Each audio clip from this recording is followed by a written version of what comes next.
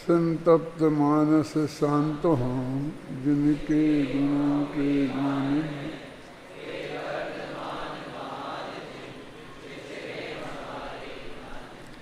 कहाँ तक हुआ था? 232 गाथा की टीका पूरी हो गई थी। टीका हो गई थी पूरी? नहीं, लेना है।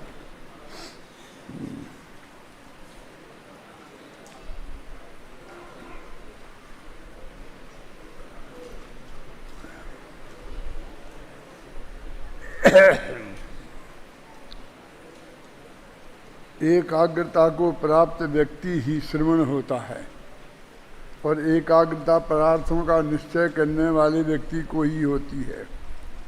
पदार्थों का निश्चय आगम द्वारा ही होता है, इसलिए आगम का अध्ययन ही प्रधान है, क्योंकि अन्य कोई गति नहीं है।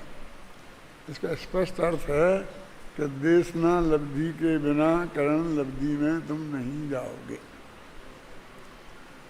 आगम का अभ्यास अत्यंत आवश्यक है। गुरु के मुख से हो तो बहुत ही बढ़िया है, और कदाचित गुरु नहीं हो तो अपने आप भी करना चाहिए। और जब जैसी बुद्धि उनमें है वैसी हम में भी है। जो श्रुति ज्ञान और मति ज्ञान उनमें है, वही श्रुति ज्ञान और मति ज्ञान हम में है। वास्तव में बुद्धि कम और ज़्यादा होने का अंतर नहीं पड़ता, अंतर एकाग्रता का पड़ता है। अंतर हम उसमें कितना उपयोग को एकाग्र कर रहे हैं और कितने गहराई से उसमें जुट रहे हैं, उस पर निर्भर करता है। क्या? और ये इसलिए भी सही है, अन्यथा कोई जानकार गुरु नहीं रहेगा तो मार्ग ही खत्म हो जाएगा। लेकिन नहीं साहब, वो तो रहेगा ना कोई, लेकिन तुम्हारे ही पास रहे इसकी गारंटी नहीं। सब द्रव्य क्षेत्र काल भाव से समाप्त हो जाएंगे, ऐसा मैं नहीं कह रहा हूँ, लेकिन अपने लिए तो बहुत दुर्लभ है ना। हर एक आदमी को तत्व को गहराई से समझने वाला गुरु हर स्थान पर और रोजाना उपलब्ध तो नहीं हो सकता ना। तो आखिर तो उसे अपनी बुद्धि से ही शास्त्र के मर्म को, अर्थ को समझना पड़ेगा। वस्तुतः बात यह है कि आगम के अभ्यास बिना पदार्थों का निश्चय नहीं किया जा सकता, क्योंकि वह आगम ही त्रिकाल, उत्पाद व ध्रुव रूप 3 लक्षण वाले समस्त पदार्थों के सम्यक ज्ञान द्वारा सुस्थित है, माने अंतरंग से गंभीर है। मतलब ये बहुत व्यवस्थित है, सब बात लिखी है ढंग से शास्त्रों में। और ज्ञानी गुरु का उपलब्धि सब जगह संभव नहीं है, इसलिए हमें जनागम के स्वाध्याय पर बहुत वजन देना चाहिए। कुछ लोग जो गुरु बनना चाहते हैं वो ये इस तरह की बातें करते हैं कि नहीं, आगम से नहीं होगा, वो गुरु से ही होगा।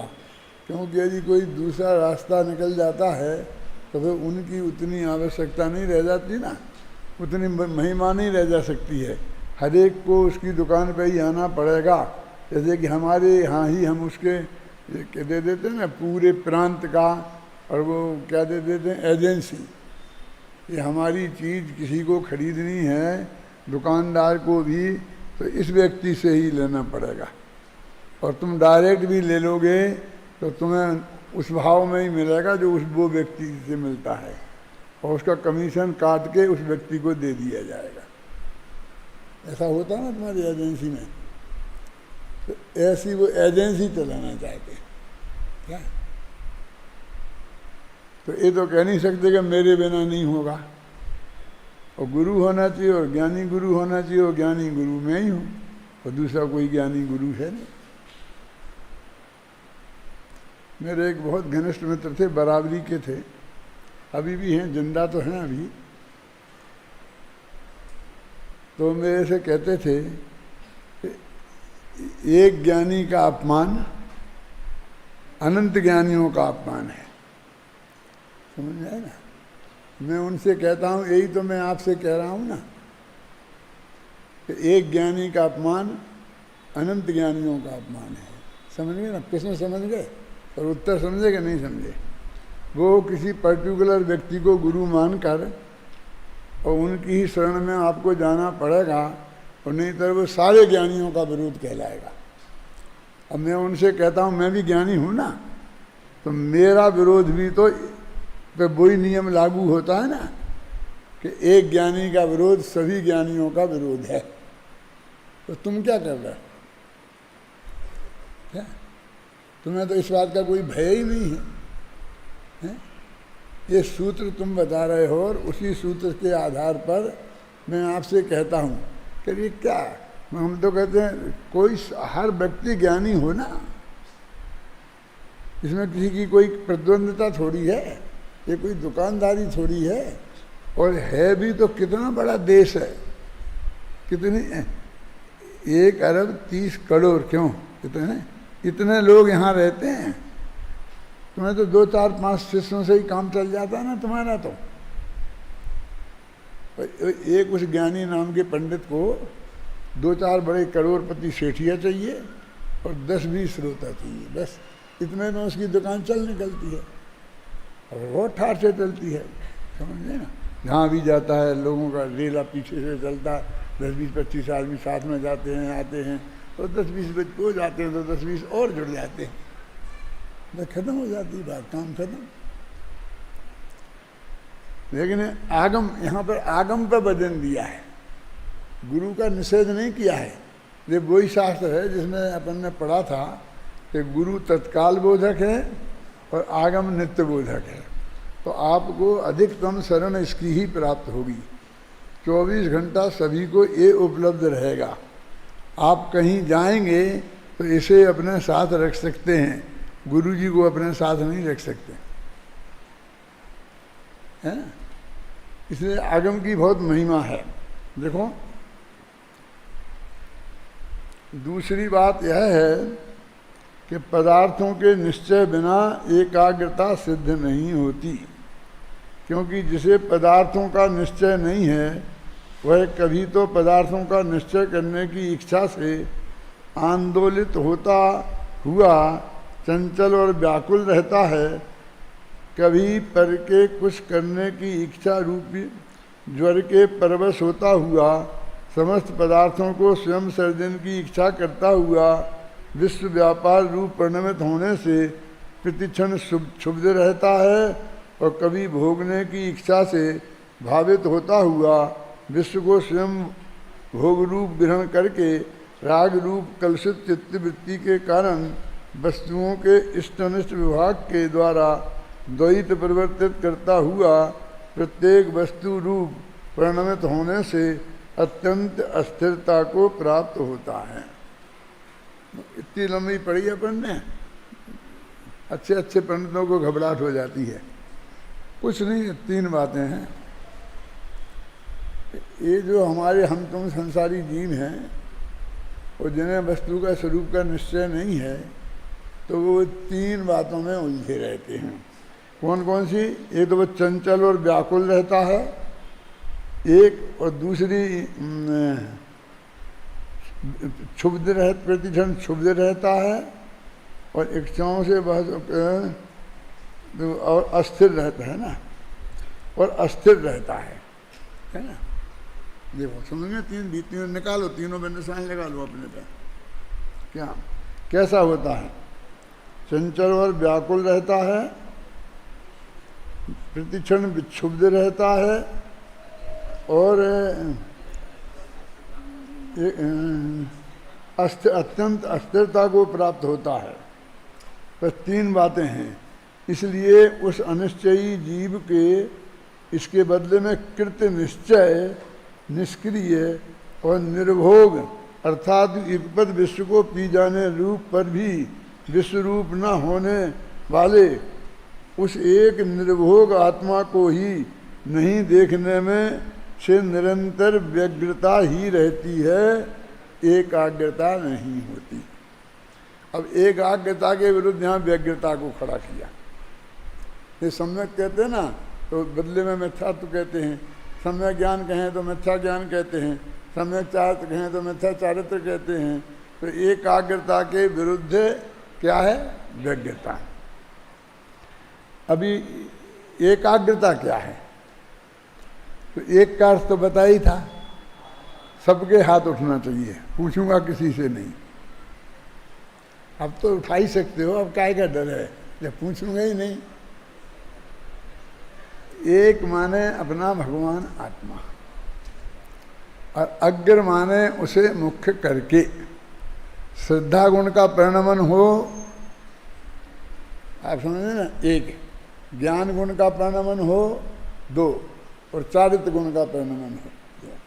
तो श्रद्धा गुण का परिणमन होगा उसको मुख्य करके तो सम्यक दर्शन होगा। ज्ञान गुण का परिणमन होगा उसको मुख्य करके उसके अपनेपन के साथ, तो ज्ञान सम्यक ज्ञान प्रकट होगा। और यदि उसी में स्थिरता आएगी तो उसमें सम्यक चारित्र प्रकट होगा, ध्यान होगा। तो इन तीन का नाम एकाग्रता है।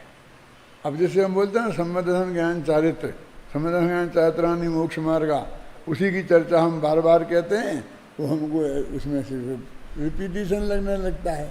अब बात वही कह रहे, क्यों लिखा था ना, एकाग्रता लक्षण मोक्ष मार्ग, कल पढ़ा था ना, एकाग्रता लक्षण वाले मोक्ष मार्ग को। तो मोक्ष मार्ग सम्यक ज्ञान चारित्राणि मोक्ष मार्ग का है ना, तो वो एकाग्रता लक्षण माने वो तीनों चीजें आनी चाहिए उसमें। अब तीनों चीजें नहीं होने से क्या होता है? देखो अभी ये तीन को अपन ने निशान लगाए ना, आपने लोगों ने लगा लिया अपनी किताब में। अब मैं पढ़ता हूँ, देखो, पदार्थों के निश्चय बिना एकाग्रता सिद्ध नहीं होती, क्योंकि अब ये हेतु है ना, हेतु दे रहे हैं कि क्यों नहीं होती है। कि जिसे पदार्थों का निश्चय नहीं है वह व्यक्ति कभी तो पदार्थों को निश्चय करने की इच्छा से आंदोलित होता हुआ चंचल और व्याकुल बना रहता है। चंचल और व्याकुलता कैसे रहती है? तो पदार्थों का निश्चय नहीं है, मुझे पदार्थों का निश्चय करना है, इसके लिए वो आकुलित होता रहता है। यदि तुम पदार्थों का निश्चय कर लो तो आकुलता खत्म हो जाएगी।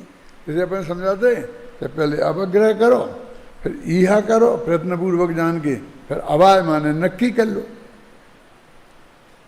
तो यही बात अवाय तक आने की बात कह रहे हैं कि पदार्थों का निश्चय नहीं होगा तो निश्चय करने की आकुलता व्याकुलता उसे बनी ही रहेगी।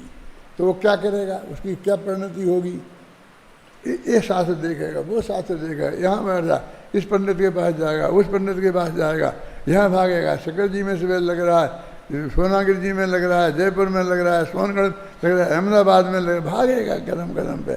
इस विद्वान के पास जाओ, इन पंडित जी के पास, उनके पंडित के पास, छोटे पंडित जी के, बड़े पंडित जी के, 50 चक्कर काटेगा। देखो फिर पंक्ति को पढ़ता हूँ, ये जो मैं अर्थ कर रहा हूँ वो है कि नहीं उसमें देखने की कोशिश करना।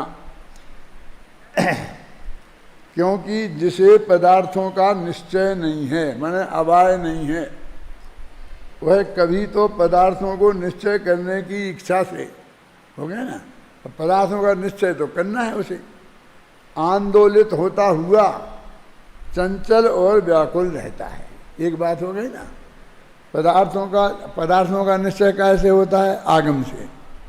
आगम का अध्ययन नहीं किया तो पदार्थों का निश्चय नहीं हुआ, तो उसे पदार्थों का निश्चय करने के लिए आगम का अध्ययन करना चाहिए। आगम का अध्ययन नहीं करके यहाँ वहाँ चक्कर काटता है, क्योंकि वो कीड़ा उसके दिमाग में पैदा हो गया है कि वो बिना ज्ञानी गुरु के तो कुछ नहीं होने वाला है, तुम चाहे जितना माथा पच्ची कर लो। स्वयं तो हम निसर्ग भी तो समय दर्शन होता है ना, निर्वाणी भी निमित्त है उतना ही जैसा वो है, समझ गया ना। अब दूसरा, कभी अब पदार्थों का निश्चय नहीं है ना, तो एक तो उसके लिए व्याकुल हो रहा है, फिर कभी क्या करता है, तो एक कभी तो ऊपर आया था और दूसरा कभी ये है ना। पर के कुछ करने की इच्छा रूप जुर के परवश होता हुआ उसे एक जुर चढ़ा रहता है, पर मैं कुछ करूं। और पर में कुछ कर तो सकता नहीं है, तो पर में जो करने का भाव को ज्वर बता रहे, ज्वर है तुम्हें। तो ज्वर जानते हो क्या होता है? बुखार। बुखार नहीं, ऐसा बुखार जो अंदर से हड्डी पे अंदर जम जाता है और वो आसानी से निकलता नहीं है। ख्याल में आई ना? और चलता फिरता रहता आदमी, खाता पीता रहता है और अंदर हल्का हल्का ज्वर बना रहता है, तो वो जाकर शरीर को खोखला कर देता है। क्योंकि यदि ज़्यादा तेज टेम्परेचर बढ़ जाए, 104 हो जाए, तो पलंग पे पड़ेगा, अस्पताल भागेगा, डॉक्टर के पास जाएगा, इसकी कोई परवाह नहीं करता। तो इच्छा रूप ज्वर से परवश होता हुआ समस्त पदार्थों को स्वयं सर्जन की इच्छा करता। मैं सब करूँगा, आप चिंता मत करो, मैं सब करूँगा, मैं पढ़ा भी दूंगा, मैं ये भी कर दूंगा, मैं ये भी कर दूंगा। क्यों? करता हुआ विश्व व्यापार रूप परिणमित होने से प्रति क्षण क्षुब्ध रहता है। पहला वो चंचल और व्याकुल रहता है और दूसरे तरह से क्षुब्ध रहता है।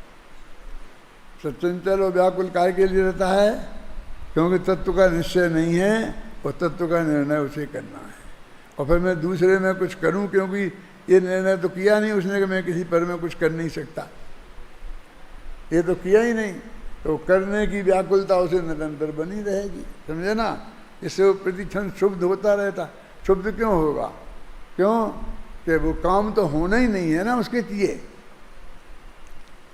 ऐसा नहीं कभी क्षुब्ध होगा, कभी सफलता मिल जाएगी, तो सफलता का तो कोई मतलब ही नहीं है, चांस ही नहीं है।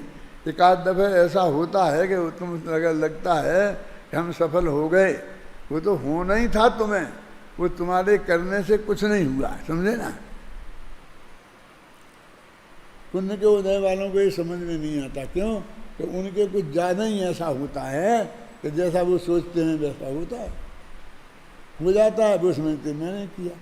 उनको ये बात करने के चांस बहुत हैं।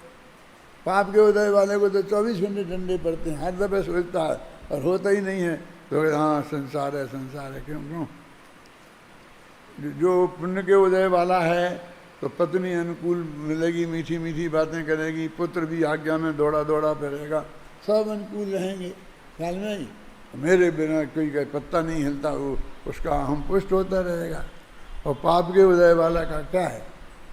पत्नी से कुछ कहेगा तो वो आंखें चढ़ाएगी, तरे रहेगी, सीधे मुँह बात ही नहीं करेगी। बेटे से कहेगा तो वो भी नहीं सुनेगा, चल देगा। तो उसे तो निरंतर ही इसका सामना करना है। तो प्रतिक्षण क्षुब्ध रहता है। जो आकुल चंचल रहता है, व्याकुल रहता है, वो क्षुब्ध रहता है। अब और तीसरी बात देखो, अभी दो बातें, एक तो एकत्व, तो एक कर्तृत्व और एक भोक्तृत्व। कहते कभी भोगने की इच्छा से भावित होता हुआ, करने की इच्छा से कर्तृत्व के उसमें लगता हुआ, और वो भोगने की इच्छा से भावित होता हुआ विश्व को स्वयं भोग रूप ग्रहण करके सारी दुनिया मेरे भोग रूप है। क्या अपने घर का कमरा एसी चाहिए, फिर हॉल में प्रवचन करने आए तो यहाँ भी एसी होनी चाहिए, नहीं तो मैं कैसे करूँ। और फिर यदि मैं घूमने जाऊँ तो पूरा बाजार, पूरा रास्ता ही मुझे एसी चाहिए, क्या करें बोला। वो राजा था ना कि पूरे गांव को चमड़े से मत दो क्योंकि धूल बहुत है और मेरे पैर गंदे हो जाते हैं। इतना से संतोष नहीं होता कि मैं अपने चमड़े पैरों में चमड़े के जूते पहन लूँ और फिर ठीक है। तो देखो करके भोग रूप ग्रहण करके राग देश रूप कलुषित चित्तवृत्ति के कारण वस्तुओं के इष्टनिष्ट विभाग द्वारा, अब वस्तु तो इष्ट नहीं है, अनिष्ट नहीं है, अपने लिखी ना, कहाँ लिखी, पढ़ के बताएगा। कोई पदार्थ इष्ट नहीं है और अनिष्ट नहीं है। चलो आगे बढ़ते हैं, है ना। कोई इष्ट अनिष्ट के विभाग द्वारा प्रवर्तित करता हुआ पदार्थ तो कोई इष्ट अनिष्ट है नहीं, इसमें से किसी को इष्ट मान लिया और किसी को अनिष्ट मान लिया। और प्रत्येक वस्तु रूप परिणमित होने से अत्यंत अस्थिरता को प्राप्त होता है, क्षुब्ध होता है, व्याकुल होता है, चंचल होता है और अत्यंत अस्थिरता को प्राप्त होता है। क्या ऐसे नहीं, आगम का अभ्यास नहीं किया तो वस्तु के स्वरूप का निश्चय नहीं होगा, उसके बिना एकाग्रता नहीं होगी, माने मोक्ष मार्ग नहीं होगा, माने सम्मा दर्शन ज्ञान चारित्र नहीं होगा। हो गया। अभी तो ये कह रहे थे कि अकेला ध्यान नहीं होगा, अपन एकाग्रता ध्यान को ही समझते हैं, बस अपने उपयोग को एकाग्र करना है तो ध्यान में ही करना पड़ता है। अब यहाँ तो ये कह रहे तीनों सम्मा दर्शन ज्ञान चारित्र तीनों में एकाग्रता की बात कर रहे हैं, तो एकाग्रता ही श्रवणपना है ना। इसलिए उस अनिश्चयी जीव के, वो जीव कैसा हो, अनिश्चयी, उसे कुछ निश्चय नहीं है। कभी कहता है कि मैं कर सकता हूँ, कभी कहता है मैं नहीं कर सकता हूँ, कभी कहता है मैं भोग सकता हूँ, कभी कहता है नहीं भोग सकता हूँ। अनिश्चय है जीव के। कृत्य निश्चय, निष्क्रिय और निर्भोग, ये तीन बातें थी, तीनों के विरुद्ध। एक कृत्य निश्चय, दूसरे के विरुद्ध निष्क्रिय कर्तृत्व के विरुद्ध, और निर्भोग माने भोगने की भावना के विरुद्ध निर्भोग। अर्थात युगपद विश्व को पी जाने पर भी विश्व रूप न होने वाले, देखो युगपद विश्व को पी जाने पर, सारी दुनिया को पी जाए, आकुलता ऐसे सब मुझे मिल जाए, कि चक्रवर्ती होने से काम चलेगा? कि चक्रवर्ती में तो 6 खंड का राज मिलता है। हमने तो शास्त्र में पढ़ा है कि ऐसे कितने 170 6 खंड हैं। आप समझ आया कि नहीं? जितने तीर्थंकर होते हैं ना, उतना ही चक्रवर्ती भी एक साथ हो जाते हैं, तो उतना ही खंड हैं। जैसे भरत क्षेत्र में है ना 6 खंड, जैसे ऐरावत में है 6 खंड, फिर विदेह में कितने हैं? 32 है ना, है? ठीक है, तो 34 हो गए ना। और ये तो सिर्फ जम्मू द्वीप के, फिर 2.5 द्वीप के 34 दूने 68, और फिर उसके राज्य के 68। ऐसे इतने 6 खंड हैं। एक जगह के 6 खंड मिल गए मुझे, उससे क्या काम होता है? क्यों? मुझे सब के सारी दुनिया में राज्य चाहिए, तो ये सारे 6 खंड मेरे कब्जे में आना चाहिए। और कहते शास्त्र में ऐसा हो नहीं सकता कि 2 जगह का वो चक्रवर्ती नहीं हो सकता। ऐसा नहीं हो सकता कि मोदी हिंदुस्तान का भी प्रधानमंत्री बना रहा है और पाकिस्तान का भी हो जाए और अमेरिका का भी हो जाए। क्यों? एक ही देश का हो सकता है ना, तो उसका हिसाब किताब इतना सीमित थोड़ी है। क्या लिखा? युगपद विश्व को पी जाने पर भी विश्व रूप न होने वाले, मुझे भगवान आत्मा विश्व को पी जाता माने जान लेता है।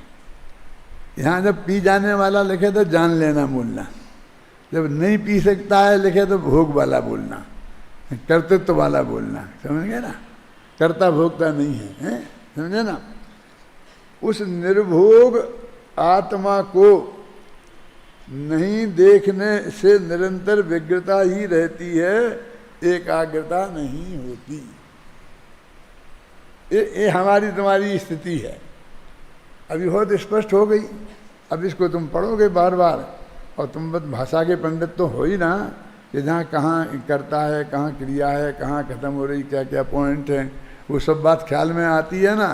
ये जो बहुत माताएं बहनें होती हैं, बहुत बना पढ़े लिखे लोग हैं, ये सब कुर्सी वाले, इन्हें तो कुछ पता नहीं है, ये तो भाषा का स्वरूप ही नहीं समझते हैं। ये तो माथा ही मारते रहेंगे, कुछ समझ में नहीं आने वाला है पढ़कर। लेकिन तुम्हारे साथ तो ये बात नहीं है ना। हम इनके साथ ज़्यादा परेशान भी नहीं होते, क्योंकि जानते हैं इन्हें तो आना ही नहीं है। देखो,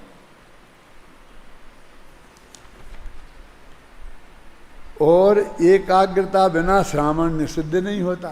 कहते एकाग्रता में सामान्य होता है, तो मुनि नहीं है। और उसने क्रिया लिखा ना, यदि एकाग्रता नहीं है, और एकाग्रता का अर्थ क्या? सबको यही उपयोग को एक जगह लगा देना, वो एकाग्रता हो गई। तन्मय, उसमें मन लगा के जुट जाना, वो तन्मय हो गया। अरे ये मैं हूँ ऐसी मान्यता पूर्वक का नाम है तन्मय होना। इस शब्द का कहाँ क्या अर्थ है 50 दफे हम बता चुके, लेकिन किसी को कुछ पता नहीं। वही का वही दिमाग में जमाया है ना, वही बोलेगा। 100 दफ़े सुन लिया होगा तो 101 दफ़े में वो हम उन्हें तन्मय माने, बिल्कुल उसमें से जुट जाना, तो ये लगाएगा और बोलेगा। एकाग्रता में बिल्कुल उपयोग को लगा देना, यही बोलेगा, क्योंकि वो घुसा हुआ है अंदर, निकलता ही नहीं है। तो यहाँ क्या है अर्थ, एकाग्रता लक्षण मुक्ति मार्ग, तो रत्नत्रय की बात है ना। क्योंकि जिसके एकाग्रता नहीं है वह पुरुष वो क्या करता है, देखो देखो अब ये भी मार्ग में है, यह अनेक ही है ऐसा सिद्धांत करता हुआ, मतलब एक के विरुद्ध क्या है, एक को तो मानता नहीं है आत्मा, और अनेक ही है इस प्रकार करता हुआ, इस प्रकार के विश्वास से आग्रही, इसी प्रकार की ज्ञानानुभूति से भावित और इसी प्रकार के विकल्प से खंडित चित्त सहित, 3 चीजें हो गई ना, सहित सतत प्रवृत्त होता हुआ इस प्रकार के चारित्र में दुस्थित होता है। वो इस तरह से देखा, वो सुस्थित होता है और ये दुस्थित होता है।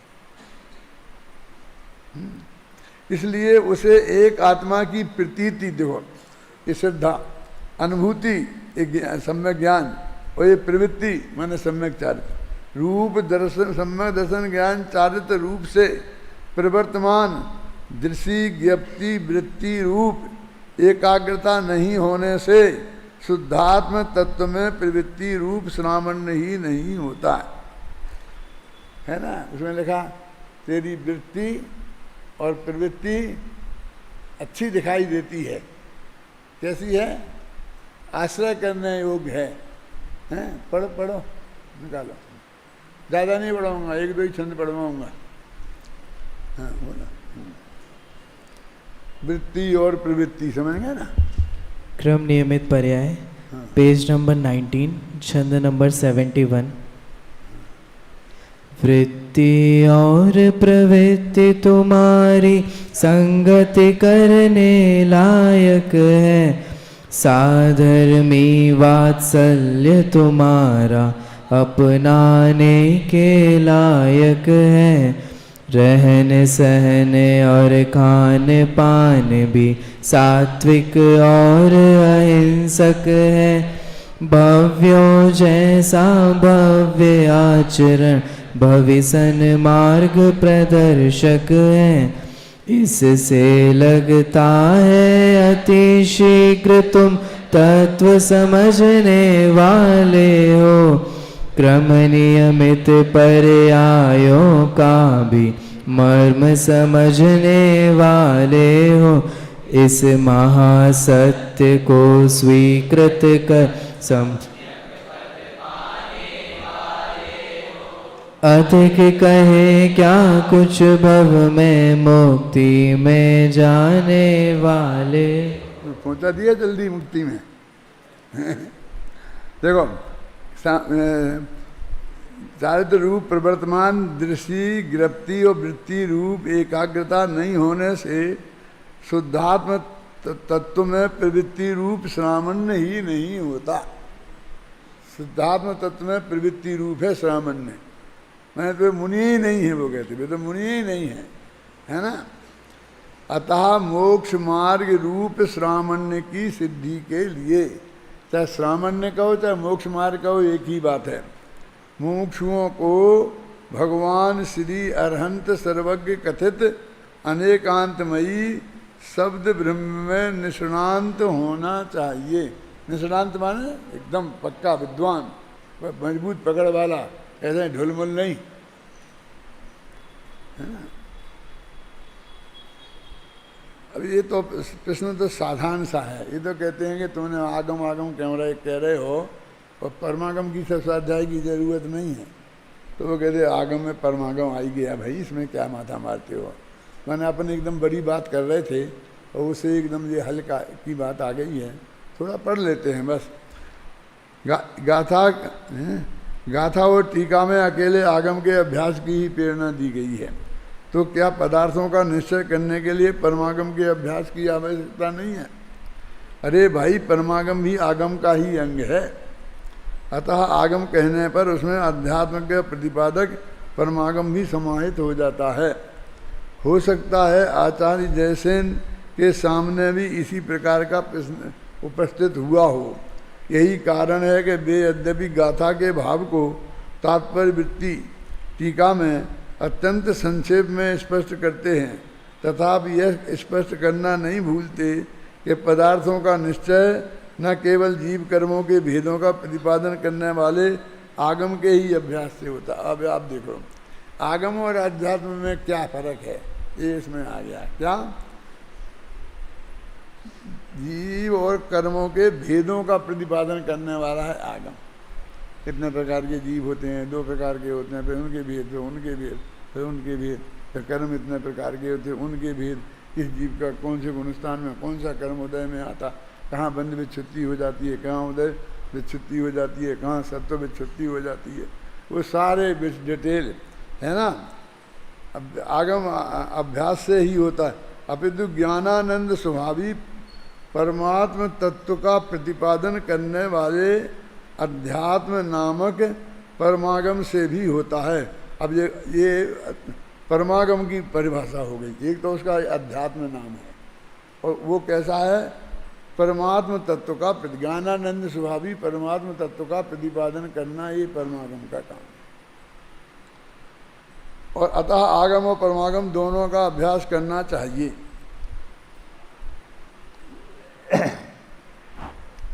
आगम और परमागम के नए है ना, तो उनमें अंतर अध्यात्म के नए। तो नए चक्र में एक दिन संजीव गोधा पढ़ा रहा था, तो मुझे कुछ लग रहा है कि कुछ अस्पष्ट रह गया था, वो मैं समझाने की कोशिश कर रहा हूँ। तो क्योंकि बहुत विद्यार्थी तो उसके ही है ना, 2nd ईयर और 3rd ईयर के।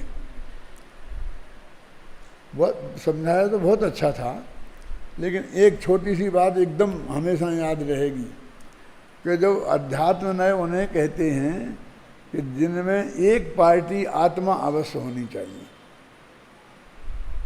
देखो शरीर और आत्मा एक हैं कि भिन्न भिन्न, ये अध्यात्म की बात हो गई। फिर राग और आत्मा भिन्न हैं कि एक हैं, समझे। फिर सम्यक दर्शन और आत्मा भिन्न हैं कि एक हैं। फिर केवल ज्ञान आत्मा भिन्न है कि एक है। तो एक तरफ आत्मा आत्मा वाली पार्टी खड़ी है और इससे भिन्न, उससे भिन्न, इससे भिन्न, इससे जुदे, इससे एक जगह पार्टी आत्मा खड़ी रहे तो वो अध्यात्म है। तो अध्यात्म की परिभाषा जी है, समझ में आया ना। आध्यात्मिक नए है वो। तो अभी क्या है कि वो जो आगम के नए हैं ना, द्रव्यार्थे पदार्थे, वो 6 द्रव्यों पे घटित करते हैं। यदि वहाँ भेद विज्ञान की बात करनी है ना आगम में, तो ये कहेंगे काल द्रव्य अलग है और आकाश द्रव्य अलग है, तो भेद विज्ञान हो गया। अध्यात्म वाला कहेगा कुछ नहीं होगा, आकाश अलग है और आत्मा अलग है, काल अलग है और आत्मा अलग है, पुद्गल अलग है और आत्मा अलग है, तो आई अध्यात्म हुआ। समझ में आया? अंतर समझ में आ गया ना। दो पर द्रव्यों में परस्पर भिन्नता बताना वो भी है, वो आगम का काम है। वो अध्यात्म का कहते हमको वहाँ उलझने की फुर्सत नहीं है। हमें तो आत्मा किससे भिन्न है और आत्मा किससे भिन्न नहीं है, उसकी बात करना है। मैं हमेशा खड़ा रहना चाहिए एक पार्टी के रूप में, मैं अवश्य खड़ा रहना चाहिए, तो वो अध्यात्म है। देखो अब हो गया। यद्यपि यह बात सत्य ही है, तथापि मुख्य रूप से आगमाभ्यास की ही प्रेरणा दी गई है, क्योंकि आगे चलकर आचार्य स्वयं परमागम के अभ्यास की महिमा स्थापित करते हुए कहेंगे कि आत्मज्ञान शून्य आगम ज्ञान निरर्थक है। देखो उसे अध्यात्म भी बोलते हैं और परमागम भी बोलते हैं। सोनगढ़ में परमागम मंदिर बन रहा था, पंच कल्याणक नहीं हुआ था, वो बन रहा था। तो वहीं बगल में पालीताना है, तो पालीताना में श्वेतांबरों ने आगम मंदिर बनाया है। और उनके यहाँ भी आगम है ना, बहुत, इनके 36 आगम, उनके 32 आगम, ऐसे ऐसे बहुत आगम हैं उनके, आगम उनको आगम ही कहते हैं वो। ये जो स्थानकवासी हैं वे इतने आगम नहीं मानते उनमें से, वो जितनी संख्या है, क्योंकि उनमें मूर्ति का वर्णन है, पूजा का वर्णन है, मंदिर का वर्णन, इन्हें मूर्ति पूजक मानना नहीं है। तो ये 13 पंथी हुए वे भी और 2-4 को नहीं मानते। जो श्वेतांबरों के आगम है ना, उनमें ऐसा है। तो उनने आगम मंदिर बनाया, अपने यहाँ परमागम मंदिर बनाया। तो गुरुदेव कहते थे कि वे लोग कहते हैं कि हमें हमसे बड़ा दिखना है ना, तो हमने आगम मंदिर बनाया, तो इनमें से परमागम मंदिर नाम है। मतलब इनने हमसे बड़ा दिखने के लिए परमागम लिखा है, तो इनका भी आगम ही, वो कहते थे। इनने समय साल लिखवाया तो वही शास्त्र तो लिखवाए, वही शास्त्र हमने लिखवाए। समझ में आया ना?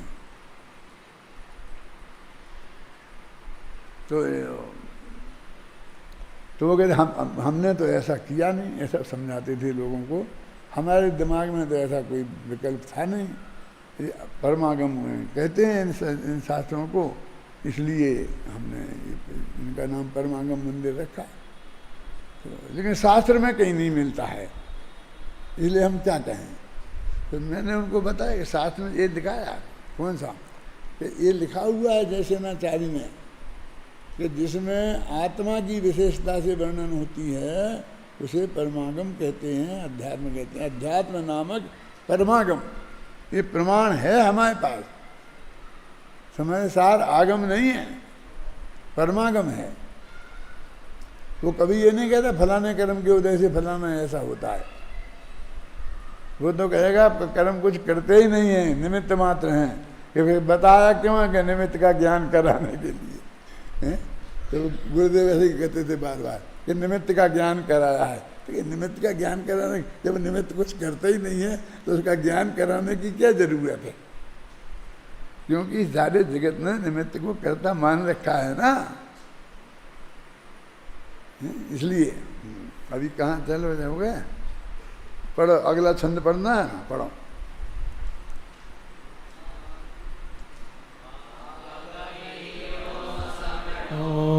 णेव पाणं परं वियाणादि अविजानन्तो अत्थे खवेदिकं माणिकिद भिक्खु।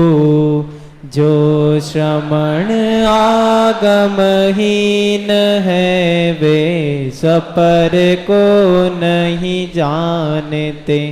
वे कर्म क्षय कैसे करें जो सपर को नहीं जानते। अब जो यहाँ लिखा ना श्रमण आगमहीन है, तो परमागमहीन समझना। क्यों? स्वपर को नहीं जानते लिखा ना, तो स्व एक पार्टी स्व हो गई ना, और एक दूसरी पार्टी पर। तो स्वपर का भेद विज्ञान है ना, इसलिए भेद विज्ञान परमागम में होता है। अभी अपना मालूम 5-6 पंक्तियाँ छूट गई, अभी पढ़ रहे थे अपन टीका पिछली गाथा की, लेकिन ऊपर है ना, उक्त संपूर्ण का कथन का सार यह है ना, आगम और परमागम के अभ्यास बिना पदार्थों का निश्चय नहीं होता। मिल गया?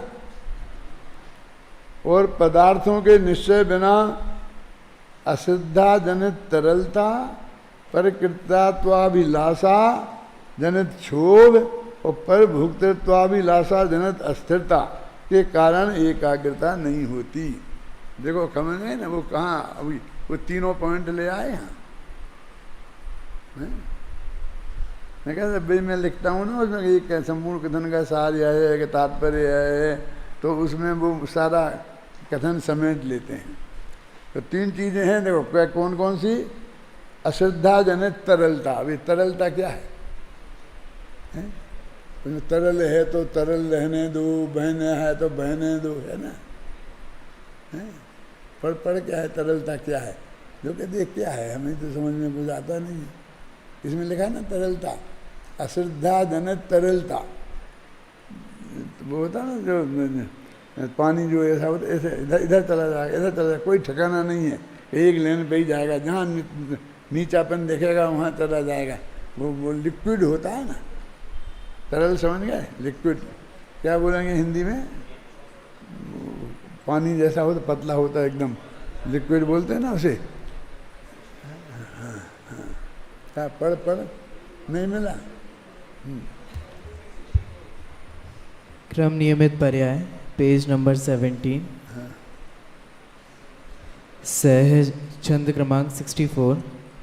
सहज सरल जीवन धारा को सहज सरल ही रहने दो, अमृतमय जीवन सरिता को सहज तरल ही बहने दो, लहरें उठे सहज उठने दो, तरल तरंगित रहने दो, जितना उछले यह ज्ञानोदधि उतना उसे उछलने दो, उसे नियंत्रित करने का ना यत्न करो ना सोचो ही, कुछ विकल्प मत करो बंधुवर, उसको खूब उछलने दो, अरे उछल कर कहाँ जाएगा अपनी सीमा के बाहर, अपनी सीमा में सीमित व सचमुच ही सीमंदर है। अरे वो तो श्रीमंदर भगवान है, तेरा भगवान आत्मा। श्रीमंदर जानते कैसे बोलते हो? जो सीमा को धारण करके रहे, मुझे श्रीमंदर बोलते हैं ना। कहाँ लिखा? हाँ, जो भगवान है ना, सीमित सीमा में सीमित रहेगा तो ज्ञान को उछलने दो। उछलने दो मानो जिस गेय को उसे जानना है जानने दो, क्योंकि ज्ञान का जो गेय है आखिरकार एक दिन तो तुझे सर्वज्ञ बनना है, तो सारी दुनिया को जानना है। वो अपनी मर्यादा के बाहर नहीं जाएगा, जितना जानना है सब का सब जान लेगा, उससे ज़्यादा तो जान ही नहीं सकता, और उतनी तो उसकी सीमा है। मैं इसका उदाहरण देता हूँ कि एक बच्चा या एक माँ यहाँ बैठी है और बच्चा जो उसे बुलाए वो गोद में चुपका रहता है, लेकिन जब वो माँ बैठ जाए तो फिर वो गोद में नहीं बैठता है, उछल कूद करता है, यहाँ वहाँ आसपास के एरिए में ऊधम करता है। अब प्रवचन में बैठी अम्मा तो उसे नहीं बैठ, इधर बैठ, चुप बैठ, गोद में बैठ, लेकिन वो नहीं बैठता, इधर भगता है उधर भगता है। उसे डर लगता है कि सड़क पे ना चला जाए, नहीं किसी ट्रक के नीचे आ जाएगा। लेकिन कहते तुम घबराओ मत, वो कहीं जाने वाला नहीं है, उसकी सीमा है, वो भी सीमंदर है। क्या सीमा है उसकी? हाँ, जहाँ तक उसे माँ दिखेगी वहाँ तक ही जाएगा, और हर 2-2 मिनट में ऐसा देख लेगा माँ को और फिर खेलने लगा, ऐसा देख लेगा कि माँ बैठी है, और जब उसे माँ नहीं दिखेगी तो चिल्लाएगा, दौड़ेगा, कहाँ गई हाय राम। फिर उसकी आकुलता अनंत शांति काय से थी बोलो? वो माँ पे उसकी दृष्टि थी, और वो कितना ही उछल रहा था, समझिए ना, लेकिन वो माँ को दृष्टि में से हटाता नहीं था, है ना। तो इसलिए वो कहीं भी नहीं जाएगा, वो यहीं आसपास में जितना उछलना होगा उछलेगा, समझा ही ना। वहाँ मैंने एक बहुत पहले एक सिनेमा देखा था, बताया तुम्हें कभी कि नहीं? अदालत का एक सीन था, और अशोक कुमार था एक पुराना बहुत कलाकार, अब तो मर गया, तुम लोग जानते हो कि नहीं जानते हो। तो उसने बैरिस्टर का काम कर रहा था, वो बहुत बड़ा वकील था, मतलब है ना, बैरिस्टर था, तो साधारण वकील भी थे। तो वो जज के सामने जब वो बहस करता था तो खूब चिल्ला के बोलता था, बेचारा जज चुपचाप बैठा रहता था, कुछ नहीं बोलता था। फिर जो दूसरा छोटा वकील था ना, वो बोलता था, तो जज कहता था, ऐसे घंटा बजा, ऐसा होता है ना, एक डंडा लिए रहता है, ऐसा ठोकता है, इसका मतलब चुप हो जाओ। उसे चुप होना चाहिए, वो चुप नहीं होता था, तो वो उसे डांटने लगता था मजिस्ट्रेट उसे, और बार बार ये चिल्लाता था तो कुछ नहीं बोलता था। तो मेरे साथ भी एक बड़े वकील थे, वो सिनेमा देख रहे थे, उनका नाम भी बता सकता हूँ मैं, विदिशा के थे, बाबूलाल नाम था उनका, और ये फौजदारी केस के वो बड़े वकील थे, ये लोग विदिशा के लोग जानते होंगे, अभी होंगे, बुढ़े बुढ़े होंगे लेकिन तो वो मेरे साथ थे। तो मैंने उनसे कहा कि ये क्या, देखो ये बोलता है चिल्ला चिल्ला करके, तो वो कुछ नहीं कहता है जज, वो इसको टोकता है। बोले कि नहीं ऐसा नहीं है। क्या है? बोले वो जब इस बजाता है घंटा ऐसा, तब भी ये चुप नहीं होता है, तब वो नाराज होता है। तो ये जो चिल्ला चिल्ला के बोल रहा है ना, तो इतना सा बजाता है तो एकदम चुप हो जाता है। तो जब फिर वो कहता है अच्छा बोलो, आपको क्या कहना है, बोलो, अपनी बहस पूरी करो, तो फिर उसी तरह चिल्ला के बोलता है। हम समझते हैं कि देखो ये चिल्ला चिल्ला के बोल रहा, लेकिन उसको वो बोलने का पीरियड है, जैसे भी बोलना है उसे अपनी बात रखना है, रखने दो, लेकिन वो मर्यादा के बाहर नहीं। जब वो मना करे तब नहीं बोलना चाहिए। अपन तो इतना समझते हैं साधारण आदमी कि देखो ये उद्दंडता से बोल रहा है, वो रोकता नहीं और इस बेचारे इसको बार बार टोकता है, समझ में है ना। तो ऐसा ही जो ज्ञान का महोदधि है, ये अपनी गे पर्याय जिसको जानना है उसको ही जानेगा। और हम क्या करते हैं, हम आत्मा का ध्यान करते हैं, उपयोग को वहाँ से हटाओ, वहाँ समझ, यहाँ समेटो, इतना ही ध्यान करने वाले जो यही करते रहते, सारी जिंदगी निकल गई। क्या अपने उपयोग को समेट के इधर लगा दो। क्यों स्वगानी जी वो लोग करते कि नहीं करते? सामायिक में बैठते हैं, यहाँ ना चला जाए मन, वहाँ ना चला जाए मन, क्यों? और मन सारी दुनिया में दौड़ दौड़ के भागता है। जैसे वो बेचारी माँ उस बच्चे को पकड़े, ख्याल में आई ना, तो वो बच्चा उसकी गोद में बैठने वाला नहीं है, दौड़ती रहे उसके पीछे। अमेरिका में तो मालूम क्या करती हैं माताएं, ये एयरपोर्ट पर देखते हैं तो वो बच्चे जो साथ में होते हैं और यहाँ वहाँ उछलते हैं ना बहुत, तो एक जैसे वो कुत्ते के गले में बांधे रहते हैं रस्सी, ऐसी इसके हाथ में एक रस्सी बांधी रहती है हल्के वजन की, और वो अपने पास में एक हिस्सा पकड़े रहती है, और वो इतनी लंबी होती है कि चारों तरफ वो चलता रहता है उस रस्सी के साथ, तो उन्हें कोई डर नहीं रहता। मैं कहता हूँ रस्सी बांधने की जरूरत ही नहीं है, उन्हें कौन समझाए, समझ में आया ना। हमने ऐसा देखा है वहाँ एक दफ़े ने कई जगह, कभी बच्चों को कहाँ पकड़ते फिर, तुम दिन भर परेशान रहना वो नहीं कर सकते, और तुम शांति से बैठे रहो, वो कुछ नहीं होने वाला है, कहीं जाने वाले नहीं। तो उपयोग को ऐसे रोकने से थोड़ी रुकता है कि यहाँ मत जा दो, यहाँ मत जाने दो, और उससे थोड़ी ध्यान होता है। अरे छपक श्रेणी में भी घर के पर तरफ पर जाता है, एक तरफ से दूसरे तरफ पर जाता है, एक पर्याय से दूसरी पर्याय पर जाता है। अर्थ संक्रांति और व्यंजन संक्रांति होती है कि नहीं? तो क्या करें फिर? ये करो, पढ़ो, उछलने दो जितना उछलता है। तुम समझ नहीं रहे मैं क्या कह रहा हूँ, तुम ऊपर से पढ़ो, ध्यान से सुनना सब। मुझे सब याद है कहाँ क्या लिखा, बस मैंने छंद याद नहीं रखता। मैं कहता हूँ सब ये दूसरों के लिए है, मैं क्यों करूँ, ये उसका काम है, मुझे विषय याद रहता है। हाँ बोलो। यदि होना है निश्चिंत पूर्ण, तो क्रम नियमित पर्यायों को आदि काल से अनंत काल तक नियमित ही जानो मानो। परिवर्तन करने के भार से अपने को नित मुक्त रखो, अरे अपने उपयोग योग को सहज सरल जीवन धारा को सहज सरल ही रहने दो। अमृतमय जीवन सरिता को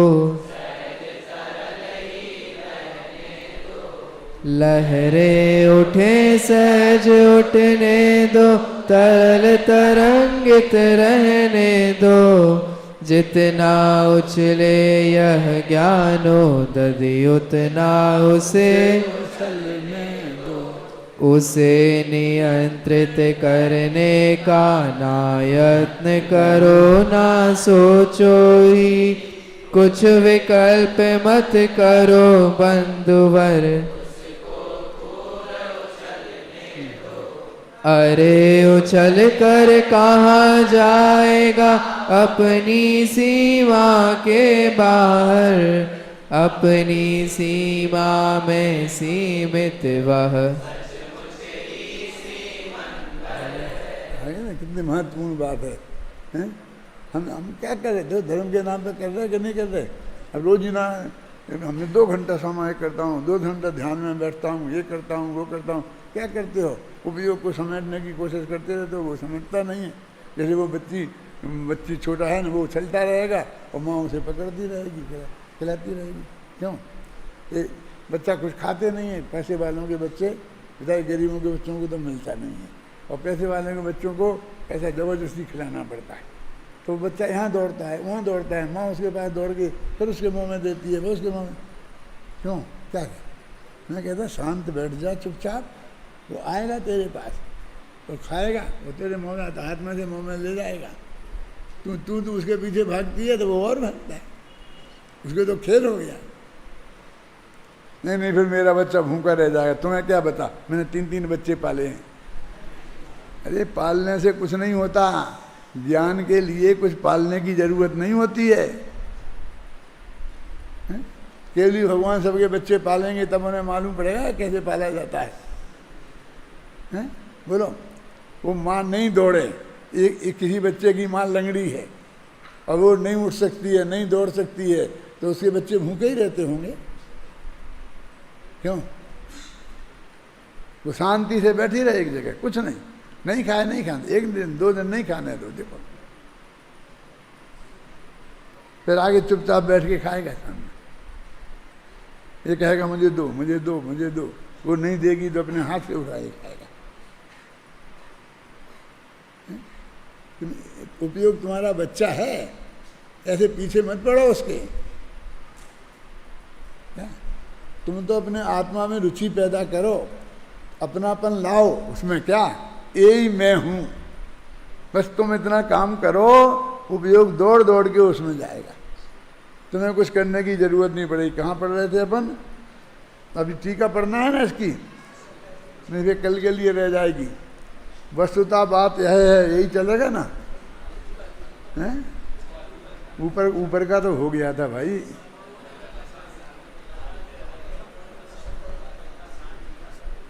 हाँ, अश्रद्धा जनित तरलता है क्या है यही, और पर कृताभिलाषा जनित क्षोभ, और पर भोक्तृत्वाभिलाषा जनित अस्थिरता।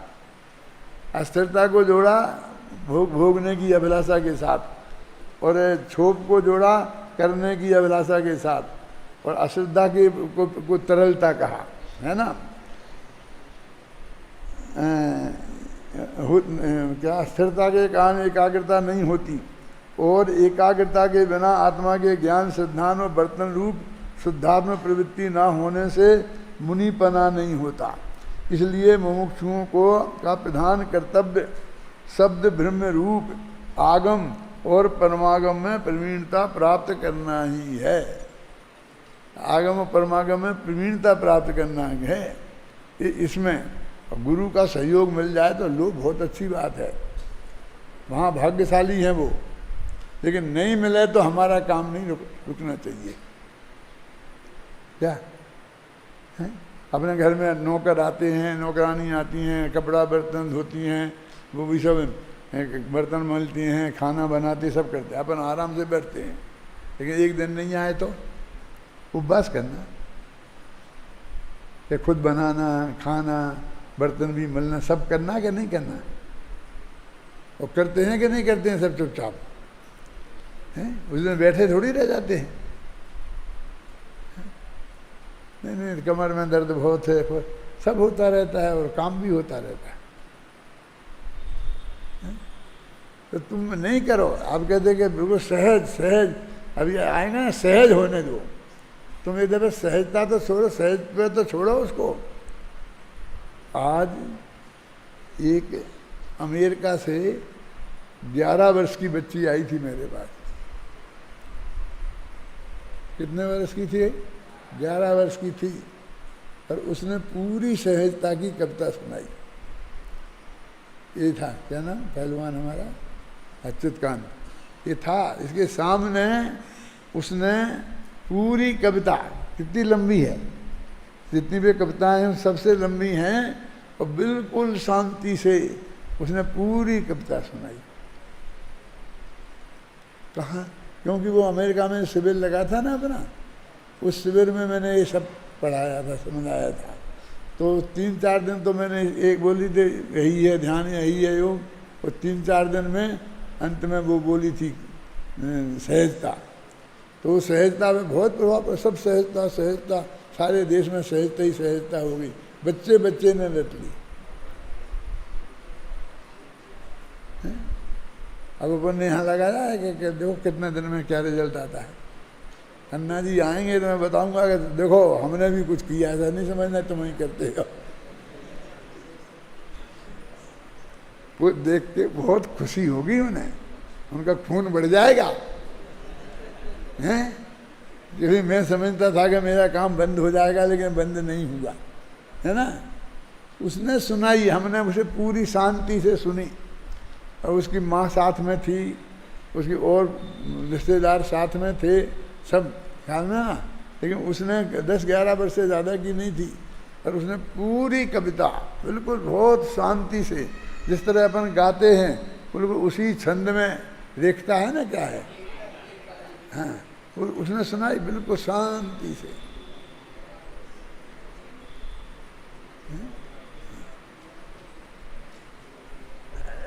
तो देखो अब हो गया कि नहीं, कि अभी भी है बाकी। विगत गाथा में सर्वज्ञ कथित आगम के अभ्यास की प्रेरणा दी गई है, क्योंकि आगम के अभ्यास बिना वस्तु स्वरूप समझना संभव नहीं है। और अब इस गाथा में उसी बात को आगे बढ़ाते हुए कह रहे हैं कि आगमहीन श्रवण के कर्मों का क्षय संभव नहीं है। देखो आगमहीन श्रवण के लिखा, गुरु विहीन श्रवण के नहीं लिखा। मुझे गुरुओं से कोई बैर विरोध नहीं है, लेकिन हम इतने ज़्यादा निर्भर हो गए ना उन पर। एक सबसे बड़ी बात यह है, जैसे मुनि धर्म बीच में 300 साल तक कोई नग्न दिगंबर मुनि नहीं रहा। यदि हम स्वयं मुनि नहीं बनने का नहीं होता अपने आगम में, कि हम जिन मंदिर में सांझ जाकर के जिनेंद्र भगवान के सामने दीक्षा ले लेंगे, तो द्वारा फिर कैसे बनते मुनि? यदि मुनि ही से मुनि को दीक्षा मिलेगी और मुनि नहीं होंगे तो दीक्षा नहीं मिलेगी, तो फिर अनंत काल तक के लिए खत्म हो गया था ना मामला। शुरू हुआ ना, ऐसा मुनि का हो गया था, पंडित का भी हो सकता है। क्यों? सब पंडित खत्म हो जाए तो फिर पंडित शुरू होंगे ना। गोपाल दास बरैया से शुरू हुए, किसी से सही, कोई ने तो आप स्वयं किया, कोई ने तो स्वयं किया ना। श्रद्धा बोलिए ना, कांजी स्वामी थे, तो कांजी स्वामी को कौन गुरु था? उनने तो स्वयं ही किया।